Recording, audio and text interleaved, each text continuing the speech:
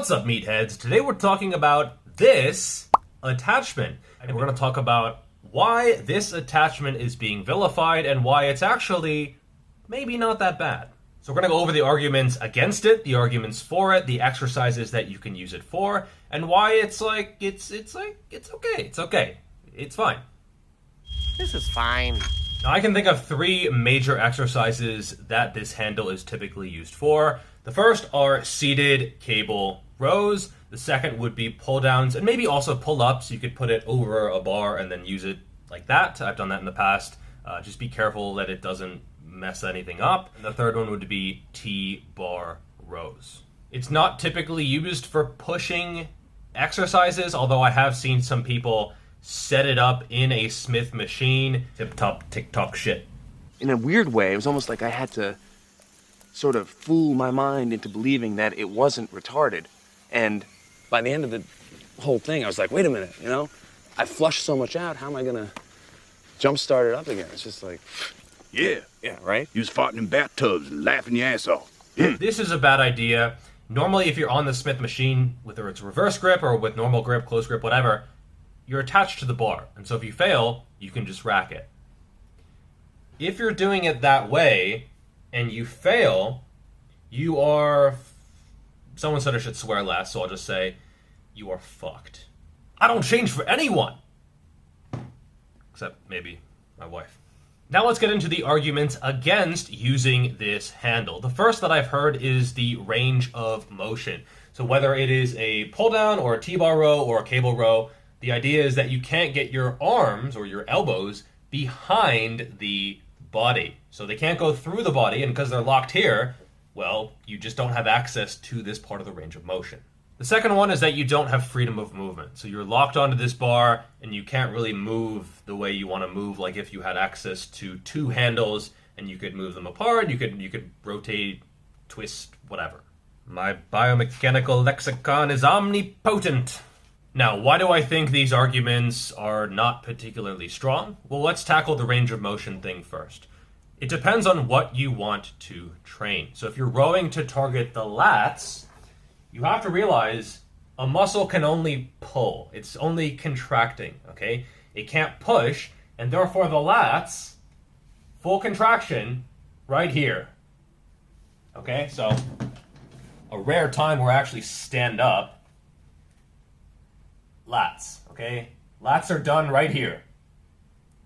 This is not lats, okay? This is rear delts, this is traps, this is rhomboids, this is teres, this is other shit that is not lats. So if you only want to target the lats, going beyond around here, it's not doing shit. In fact, if you go way into extension, and then you contract the lats, they're responsible for shoulder flexion. Literally the opposite of what you are training. It's like the adductors. So those muscles on the inside of your thigh, when your leg is flexed, they are extensors. When your leg is extended, they are flexors because they are just pulling, okay? Everybody knows you never go full retard. What do you mean? And so when someone is doing a pull down and they're going like all the way back here and they're like, yeah, I'm really hammering the lats, they're not, okay? They might be feeling something, but that something is not the lats. And by the way, if you want to target the rear delt or those scapular muscles like the traps, rhomboids, etc., this is not going to be a good attachment. But if you just want to train your lats, it is possibly the best attachment. Because, and this is point number 2, more freedom of movement is not always good. The very reason this attachment doesn't give you that range of motion is the very reason why it's going to be better for training the lats. Because it restricts you from going into a place that does not train the lats. And if you really want to optimally train the lats, I would say right here, baby. This is where you are. You live in this zone, okay? You can go up here if you want, but recent research, this shit is not really lats because the lats are pulling. They're pulling straight down. This is not straight down. But if you put it at an angle, you're doing a diagonal pull, which I'll do a full video on. Right here, baby. 5 minutes on set. All right, we gotta get the fan going. And so the human back is pretty complicated overall. And you really can emphasize a certain area by moving in a different way. And so if you want to target your rear delts, I would say, yeah, this attachment is going to suck. In fact, I would do something more like a dumbbell skier, right? Where your arms are behind the body and you're going into even more extension. This is not lats. Like if you palpate your lat and do this, you should not feel anything. It is silent, or at least it should be. Elbows in front and driving down. That is lat. This is lat and a little bit of rear delt. This is pure rear delt.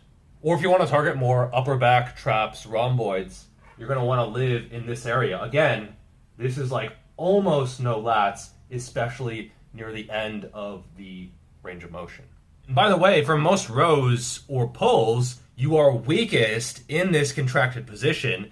And so if you can't get to there because you're in this position, I would say that's fine. Okay, you can use heavier weight, you can overload the mid-range or the stretched position even more, and that is probably going to be better for overall growth anyway. So just because you're missing that last little part of the range of motion, which often is not even lats anyway, I would say that's okay. Another benefit is that neutral grip is almost always the most easily tolerated variation when it comes to vertical pulls. So overhand grip, underhand supinated grip, those are often not as joint friendly. They just aren't, right? Especially underhand. If you don't have the mobility, and I don't, right? Like, I can do chin-ups, but I can't do them heavy and consistently and with high volume before my elbows start getting pissed off, and it's just not worth it. Neutral grip is the truth. Now, even better would be rings. So I did a whole book on ring training. I'll link it in the description below, but these allow you to rotate and twist and basically move how you want to move, and I would say these are even better than neutral grip. I've also seen some people suggest using two handles, which means you can actually separate. I think this makes sense. However, a few things. First, a lot of pull-down machines, if you're using two handles, which allow separation, that means you can't even get up to the top, right? Like if I attach two handles, it's going to stop like here, the range of motion. Same thing with the cable. Like the stack just doesn't go very far for this machine because it's a piece of shit. And so, shit, whatever. If you get triggered by the word shit, something's wrong. You went full retard, man. Never go full retard. Also worth noting, and this might seem paradoxical, sometimes a lack of freedom of movement is actually a good thing. If you give an advanced athlete freedom of movement, they can move in the right way because they know what they're doing. But if you give a beginner total freedom of movement, often as a coach, that's not something that I actually want because it's more likely that they'll mess it up. And yeah, as a coach, it's my job to help correct their form, but sometimes I would rather give them something that is just pretty much impossible to mess up because that is going to make everyone's life easier. I also do think that going by feel does have some value here. It's not everything. Sometimes you feel a movement and it's not actually doing anything. Sometimes you don't feel a movement and it is doing something. But I also think that if it feels good, it's probably good, all things being equal.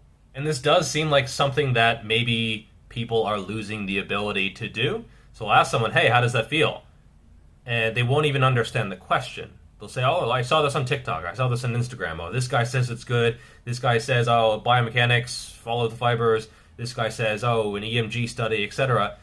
I didn't ask any of that. I just asked how it felt, right? Was it smooth? Was it joint friendly? Stretch, contraction, etc. And every time I see a post or a video or someone asks me and someone sends me this kind of stuff about this attachment, and I go to that page or that video or whatever, I see comments saying, hey, I like it, this feels good for me, and that is a sign it's probably okay. So in summary, my verdict is that it's totally fine.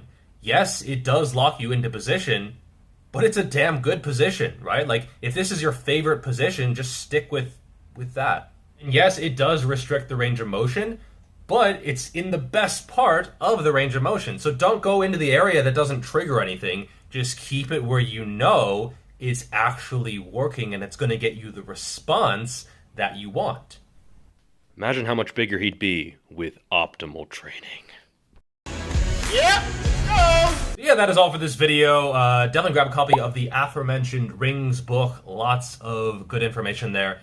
It's only $10, which is like less than most influencers charge for like one program. Lots of good information there, and as well as my other book, which has templates, programming information, hundreds of exercises. That is a pricey $20. I know.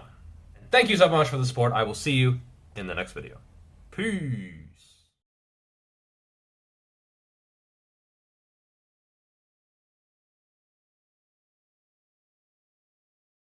Never go full retard.